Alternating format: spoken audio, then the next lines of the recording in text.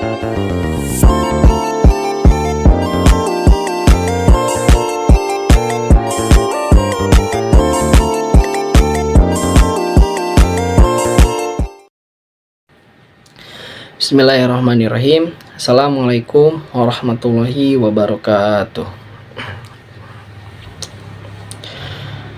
Waladzi arsala rasulahu bil huda wa dinil haq liyuzhirahu ala dini kulli kafa billahi shahida. Asyhadu an la ilaha illallah wahdahu la syarikalah wa asyhadu anna Muhammadan abduhu wa rasuluhu amma ba'du.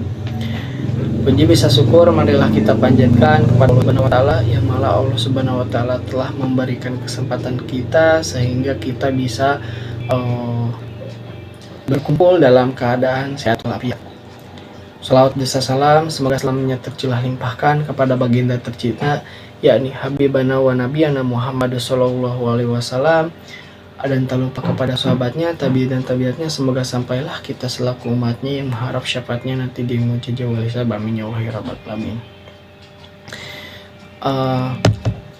Pada kesempatan kali ini saya akan mengupas sedikit tentang penjelasan salah satu permasalahan ekonomi makro di Indonesia dan pendukung permasalahan tersebut, atau teori ekonomi makro yang relevan atas permasalahan tersebut, rekomendasi yang dapat diberikan untuk mengatasi permasalahan tersebut. Nah, gitu. Dimulai dari apa sih gitu yang menjadi salah satu permasalahan ekonomi makro yang sering dihadapi Indonesia. Nah, gitu. Yang pertama, gitu. Salah satu permasalahan ekonomi makro yang sering dihadapi Indonesia adalah inflasi yang tinggi. Inflasi yang tinggi dapat berdampak negatif terhadap perekonomian karena mengurangi daya pembeli masyarakat, mengganggu stabilitas harga, dan mempengaruhi kebijakan moneter serta fiskal negara. Berikut ini adalah penjelasan pendukung permasalahan, teori ekonomi relevan, serta rekomendasi untuk mengatasi permasalahan inflasi tinggi. Yang pertama, penjelasan permasalahan. Inflasi tinggi terjadi ketika tingkat kenaikan harga barang dan jasa secara umum di pasar sangat cepat, melebihi laju yang dapat diterima secara ekonomi. Di Indonesia, inflasi tinggi seringkali dipicu oleh faktor-faktor seperti kenaikan harga bahan pangan, kebijakan moneter yang tidak dapat atau ditekankan biaya yang tinggi, serta di sektor-sektor tertentu. Nah,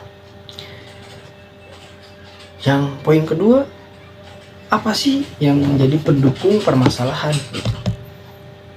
Poin pertama, kenaikan harga dan bahan pangan. Itu poinnya. Indonesia memiliki ekonomi yang sangat tergantung pada produksi pangan dan fluktuasi komoditas ini dapat bergantung atau berdampak signifikan terhadap inflasi. Yang poin kedua, kebijakan moneter yang tidak tepat, misalnya kebijakan suku bunga yang terlalu rendah atau pengangguran instrumen keuangan yang tidak efektif dalam mengendalikan inflasi gitu. Yang poin ketiga, tuh, tekanan biaya dari sektor tertentu seperti kenaikan harga energi atau biaya produksi yang tinggi dalam sektor industri tertentu.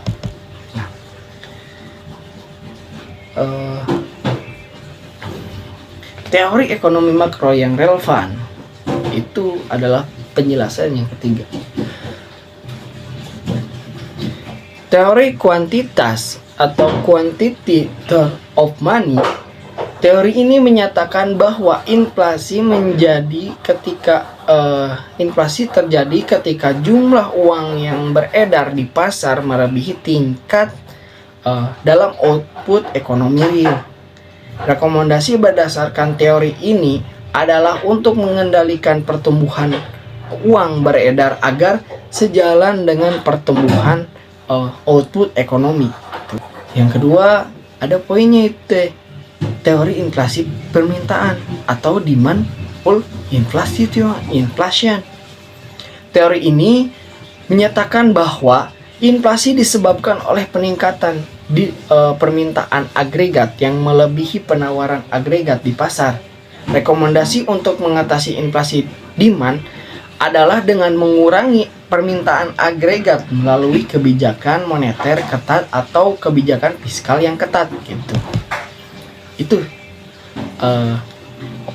teori ekonomi makro yang relevan gitu. Lanjut yang keempat, yang terakhir, penjelasan yang terakhir, rekomendasi untuk mengatasi permasalahan. Kebijakan moneter yang tepat. Bank Indonesia dapat menggunakan kebijakan suku bunga untuk mengendalikan inflasi. Misalnya, menaikkan suku bunga untuk mengurangi pinjaman dan mengendalikan pertumbuhan yang uang beredar. Kebijakan fiskal yang bijaksana. Pemerintah dapat mengendalikan inflasi dengan mengurangi defisit anggaran dan menghindari pengeluaran yang berlebihan yang dapat mendorong kenaikan harga. Yang poin ketiga yaitu stabilitas pasar pangan. Pemerintah perlu memastikan stabilitas pasokan pangan melalui kebijakan yang mendukung produksi pertanian, mengurangi biaya produksi petani, dan memitigasi resiko perubahan harga dan bahan pangan gitu. Yang poin terakhir yaitu pengawasan dan regulasi yang ketat. Memastikan sektor-sektor tertentu tidak mau dimonopoli pasar atau memanfaatkan kebijakan yang tidak seimbang untuk meningkatkan harga. Dengan mengharapkan kombinasi kebijakan moneter yang ketat, pengelolaan fiskal yang hati-hati dan pendekatan terkoordinasi terhadap faktor-faktor penentu inflasi, Indonesia dapat mengurangi tingkat inflasi yang tinggi dan mempertahankan stabilitas ekonomi makro yang lebih baik. Mungkin segitu saja yang bisa saya sampaikan. Mohon maaf bila ada kata-kata yang salah. Kesalahannya datangnya dari saya pribadi, kebenarannya datangnya dari Allah Subhanahu wa taala. Billahi taufiq wal hidayah. Wassalamualaikum warahmatullahi wabarakatuh.